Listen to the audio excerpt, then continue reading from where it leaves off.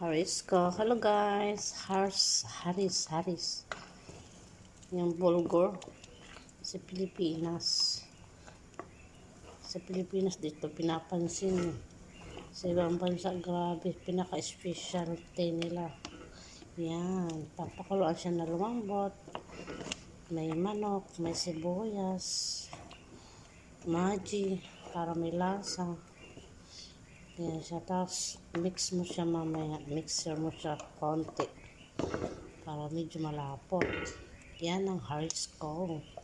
Yan ang gawa ko sa kusina.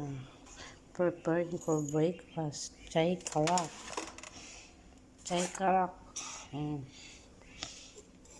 Yan. Harakat ng ko. Rainbow. Ganon. Haris. Egg. Pagawa ako ng kubos ragat. Gawa. Hindi pa ako nag-umpisa sa kubos ragat. Yan ang kubos ragat. Agina.